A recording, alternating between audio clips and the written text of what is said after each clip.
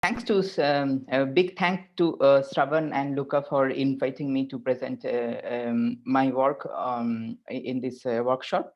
A small thanks to making me the last speaker because as some of the materials I also wanted to discuss has already been spoken in last days.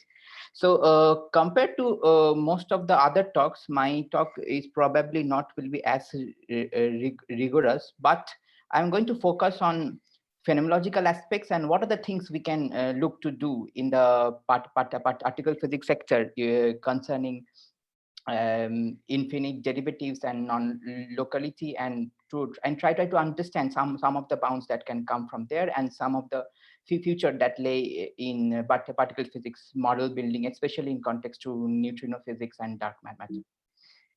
So uh, okay, so this is the outline of my talk. I'm going to talk about the UV completion in particle theory.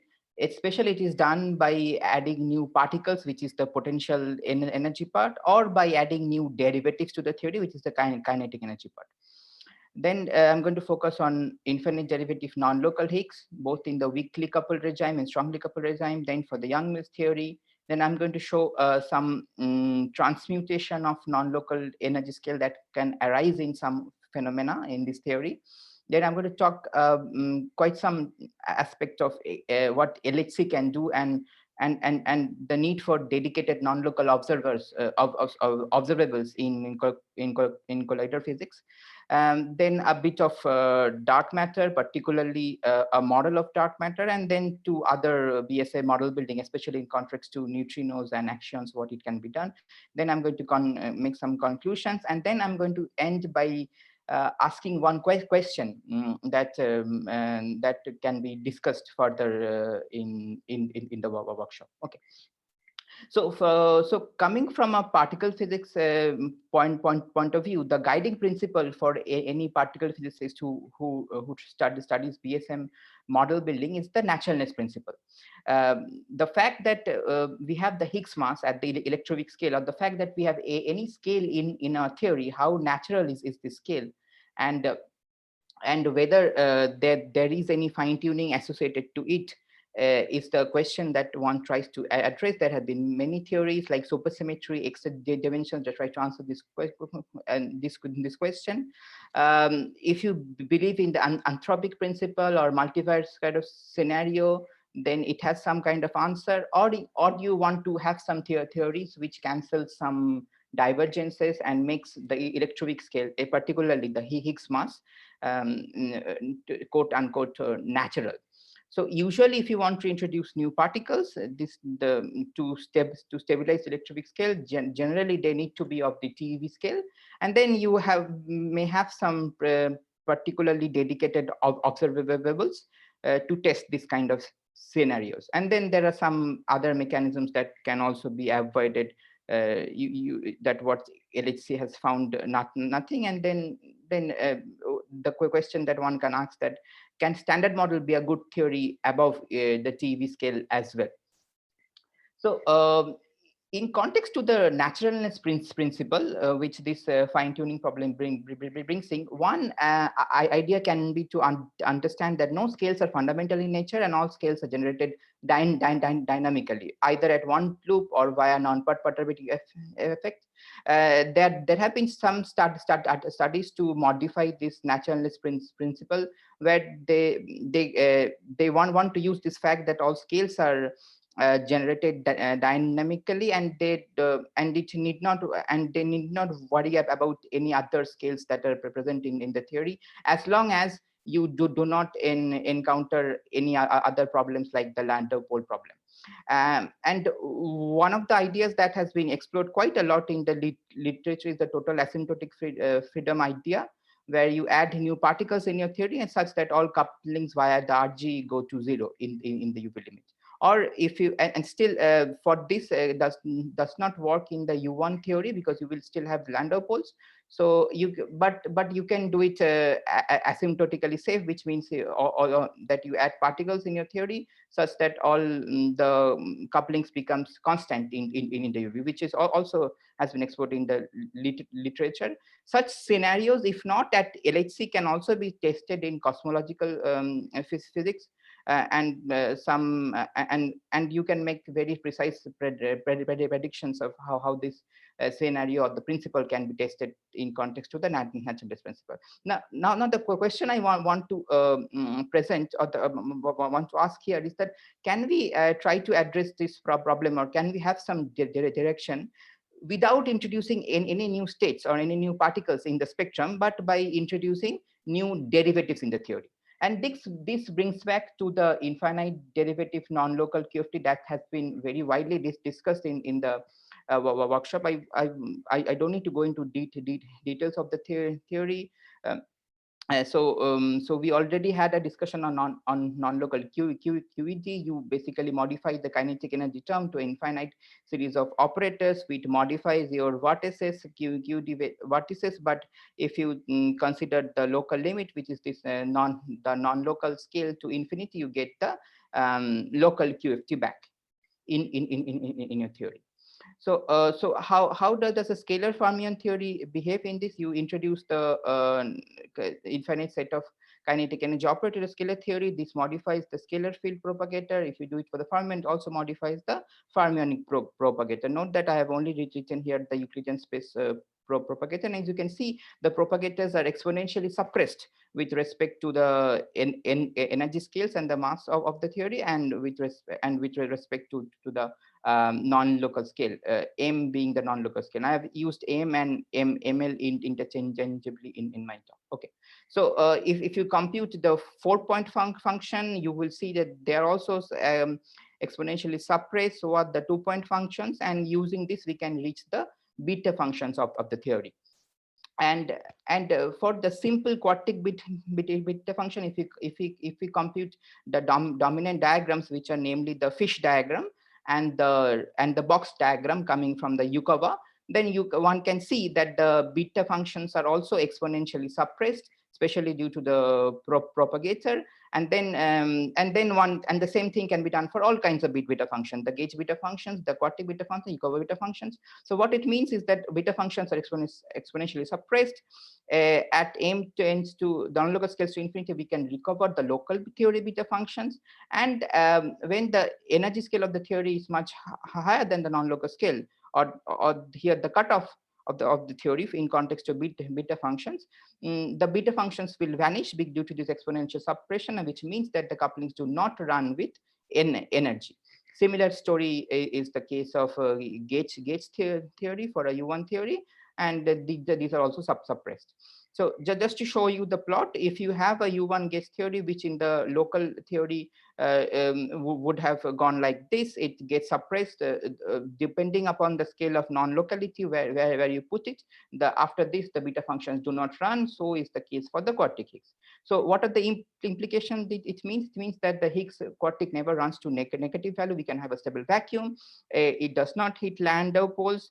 And also the theory becomes scale insensitive in the UV, in spite of interactions being present, because the coupling does not vanish. It has some finite value.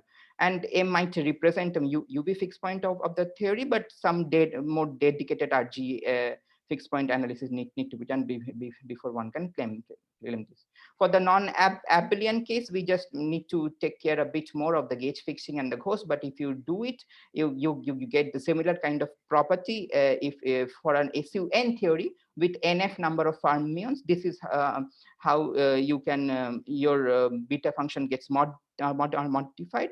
And again, in the M tends to infinity limit, you get the local theory beta function, as you already know for any SUN kind of beta functions. Again, the point to note is that they are exponentially suppressed with respect to the energy scale, and this is the effect of number of fermions that you can have in a theory. And basically the non-local scale, so here non-local scale has been set to 10 to the power 5 GeV, and beyond non-local scale, all the couplings get constant. So so this is the story for the weak coupling limit. In the strong coupling limit, recently I have been exploring with my collaborator Marco Frasca. So, the technique is a bit involved. I do not have time to go into details. Maybe we can discuss. But the idea is the following: that we do not have any privilege of Feynman diagrams here. So we can only think of having some exact solutions of the field equation with some source with the particular quartic interaction, say in this case, and then we take some limit under which we can understand some behavior of the Green's functions, the 2-point function, 3-point function, and go to n-point function, both in the classical case and in the quantum case. In the quantum case, you need to solve a full set of Dissen-Schwinger equations. And basically, the 2-point function of this set of Dissen-Schwinger equation, we can call this as the mass cap of the theory, because this basically represents the quote unquote non-perturbative regime of the theory, and basically this is the expression K is the elliptical integral of the first kind. And you can see that due to this F is basically the form factor that is present in your kinetic energy term. If it is exponential, then you can see the mass cap is exponentially damped, and the effect of the quantum case is basically to renormalize the mass cap. And the essential feature that we find out is that mass cap that is generated due to the nonlinear interactions get diluted in the UV, and we restore the scale invariance in the asymptotic limit. And this is just a plot of the mass cap with respect to the energy scale. You can see as you go to different values of the non-local scale, your theory basically behaves like the local theory. For the case of the exponential Gaussian operator, we do not introduce any other additional pole, as is the case for the weak perturbation theory. In the M tends to infinity limit, we get the local theory mass cap, and this might have some possible implications which we are trying to explore right now for case of dark sector, where people have studied the glue ball dark matter kind of scenarios, and in that case the relic density will be controlled by the non-local scale, and not in all the regions of the UV space you can form this glue ball dark matter. And this is okay. So so going forward, we also wanted to understand the confinement criteria in a Yang-Mills theory. This is based on my upcoming work. And basically we're trying to follow the Kugo-Ojima confinement criteria, which is based on exploiting the BRST invariance of the theory. And the confinement criteria will basically involve not only the confinement scale, but also the scale of non-locality, which will control the scale at which such a theory will become confined. So we have to just wait before our results are completed. And another interesting feature of this theory is that if we write a scalar gauge theory, we can show that due to the gauge condensation that can happen due to this kinetic energy term in the gauge sector, it can form a confinement scale, and this basically gives you a vacuum expectation value of this kind of scalar gauge theories. And this can be a possible way of dynamical generation of the scalar field mass, and again this dynamic generation of mass is controlled by the non-local scale and not anything else in the theory. Okay, so next let's try to see some dark matter phenomenology. I studied a very simple Higgs portal dark matter case, basically exploiting the results that I already showed you in my previous slides. So if you have a very simple Higgs portal dark matter scenario where the standard model Higgs H mixes with the scalar dark matter S, and then you want to make the dark sector non-local, introducing the infinite size of derivatives, then what can be shown is that the Higgs portal dark matter basically due to this Higgs portal coupling which in its beta function, as I showed you, gets constant and gets suppressed. You can show that the relic density is scales with the cross section of the dark matter in this manner. So the relic density in the early universe is not the same as the relic density as we find today. And the direct detection experiments, which are of the energy range 200 MeV or so, are so these energy scales at which these particles dark matter is interacting with the WIMP nucleon, with the nucleon system, is different from the early universe, where the relic was formed, and that can be beyond TeV, or the range at which the mass of the dark matter, or the non-local scale. And this non-local running basically changes this interaction. Uh, the time when relic was formed and the time when these direct detection experiments are taking place. So this just to show you some bounds from the direct detection experiments. On the y-axis is the direct detection cross section, and the x-axis is the dark matter mass. And these are the various dark matter experiments: LUX, Xenon, LZ, and the neutron float is just a bound which below which we cannot probe with conventional dark matter detection experiments. And these blue lines basically represent the scattering cross section involving this Higgs portal in the non-local theory. And you can see that some of these portions are already ruled out, and these are some specific choices of the non-local value. For here it is 10^6 GeV, then the specific choices of the Higgs portal coupling. And basically you can see another feature here, that depending upon where you put the non-local scale, you can have this suppression of this Higgs portal coupling, which translates into the WIMP nucleon cross section. So okay, so what are the message that we can learn from the simple dark matter phenomenology? The non-local infinite derivative theory results in definite prediction of the mass of the scalar dark matter, and a definite prediction for the coupling of the standard model fields. In particular, the lowest value of the non-local scale theoretically preferred is of the order of TeV. This implies a mass of dark matter to be 15 TeV, and a Higgs portal coupling of 0.5, which remains safe from all other current particle physics and cosmological constraints. WIMP-like candidates with large coupling may also form thermal dark matter, because as I said, the coupling in the current scenario and in early universe are different due to the beta function running in the non-local theory. And direct detection experiment are basically probing the scale of non-locality in these up to 30 TeV.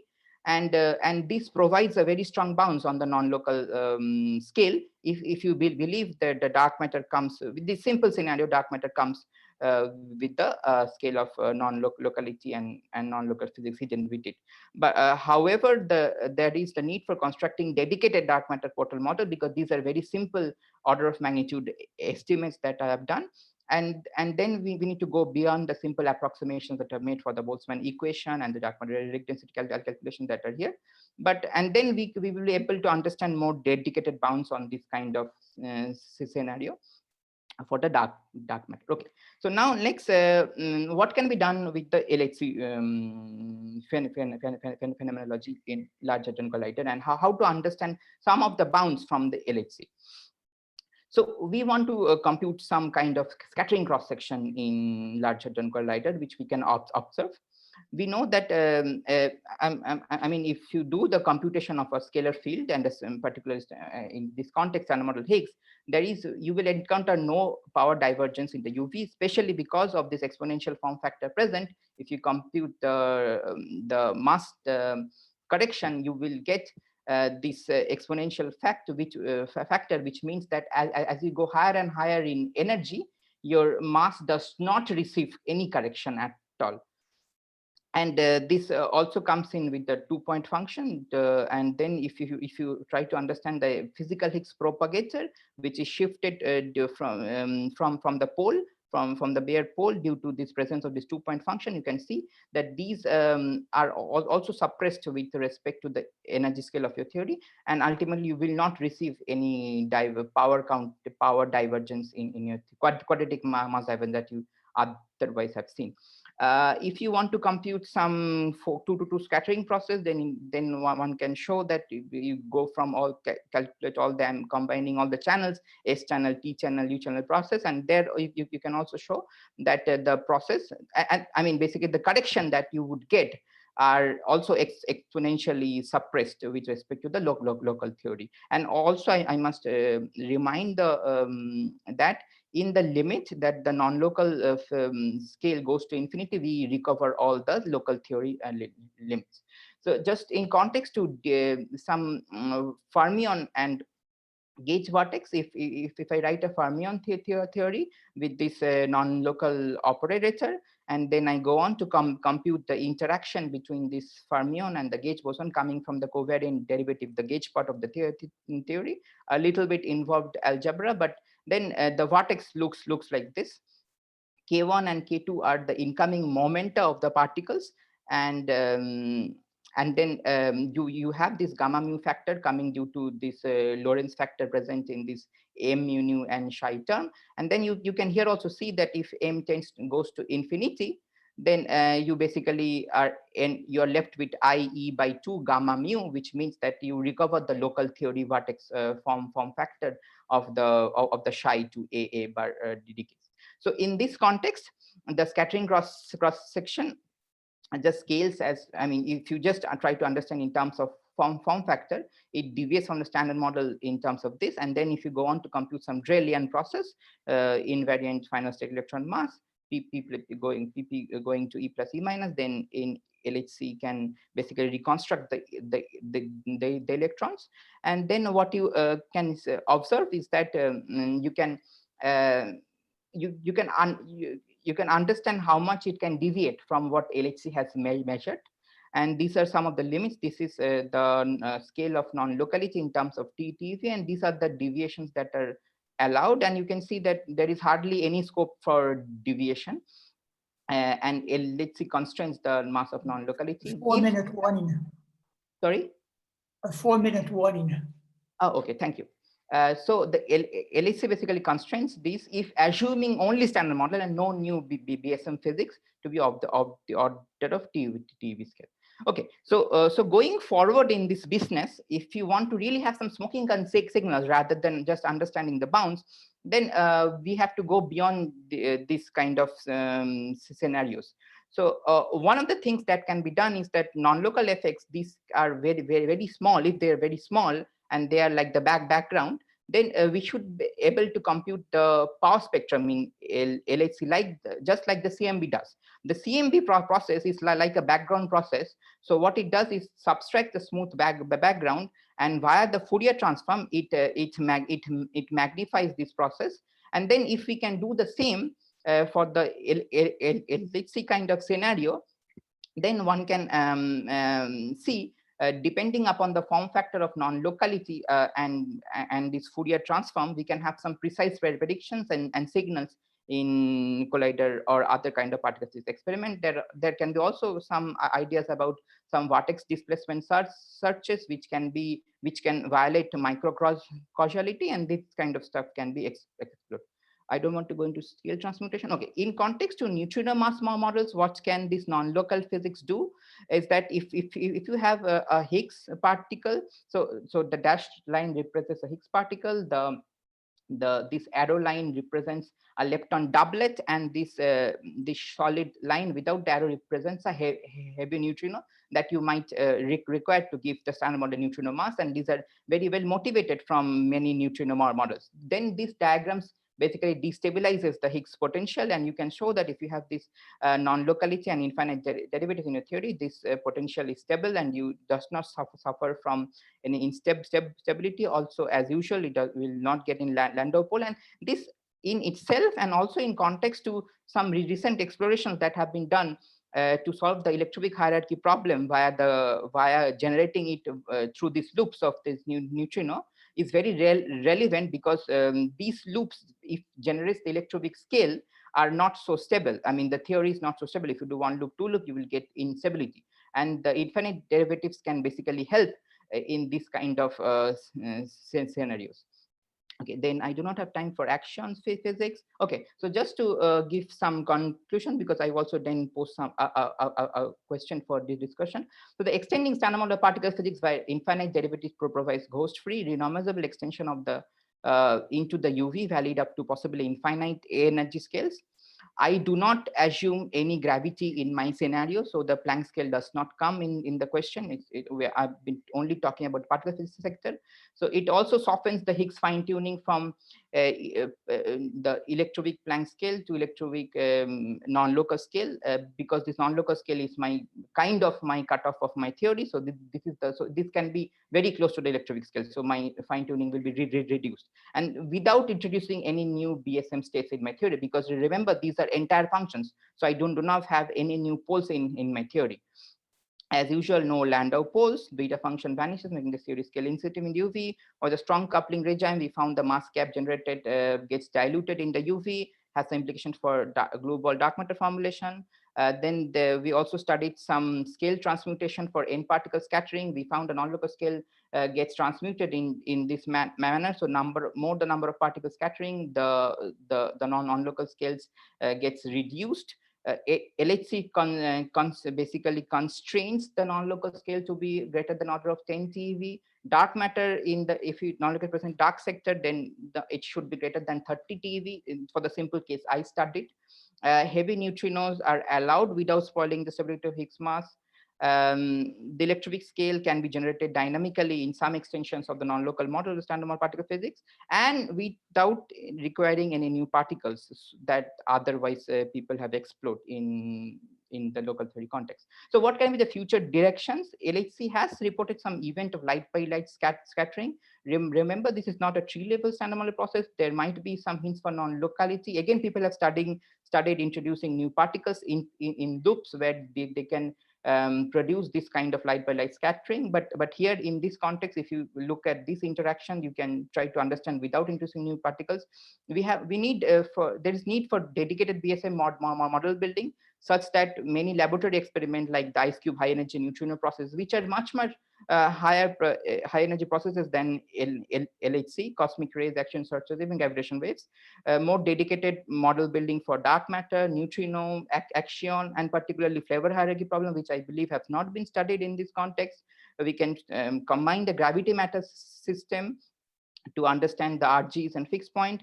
We can also try to think of some kind of dedicated microcausality violation observables in LHC or some other kind of dedicated for non-local theories. In general, we require more activities in the particle physics aspects of the infinite derivative approach to the UV completion of sun model. And now I just want to ask one question, because this is something I have been thinking, and I think maybe also interesting for the participant. So the question that I want to ask is that, can non-locality shed any light on the Higgs mass naturalness problem and the hierarchy problem? So what we observe is that if you just take a non-local theory with infinite derivatives, so this is just, if I think my energy scale, this is my electroweak scale, and this is the non-local scale. And you can have Planck scale here, somewhere here. I mean, you can put any other scale in your theory. So as long as any new scale enters the theory in the region above non-locality, it does not affect the electroweak scale because of the presence of the this non-local scale and the exponentially suppressed operators.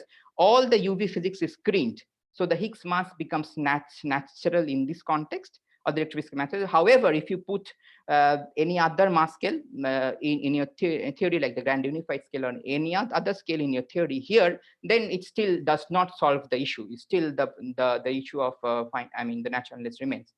And then if non-locality can shed some light on the Higgs mass naturalness problem, then how to make it testable in particle physics experiment that you otherwise do in local theories by introducing new particles, because then you look for these new particles. But since these infinite derivatives do not introduce new particles, then how to make this kind of scenario testable in particle physics and astrophysical observable experiment? This is something I think can be interesting to understand in context to particle physics. Thank you. So thanks a lot. So usually it's the audience who asks the speakers questions, but now it seems like the speaker has asked the audience a question. And so does anyone in the audience have the answer? Yeah. Well, I am not going to say any answer. I have a question actually. Yeah, sure, please. So, very nice talk, interesting. Well, you said towards conclusions, you are not including gravity in the picture. Well, I'm just, I have a comment about you, this, Sure. about scale transmutations of this MNL goes to 1/√n for n particle scattering. Is it true for any particle? I mean, if I know correctly, I mean, it's for you did for gravity, right? Non-local gravity, but do you think the result is true for any particles? Yes, but I think this paper which I did with Luca, it was just some scalar field theory, right? So scalar field theory. Yeah. Okay. Yeah, I understand. Does not include gravity per se. Okay. I understand. Okay, in that sense, yeah, that's fine. Yeah. So I don't see any other questions, and it's already a little bit late. So I suggest that we have a break until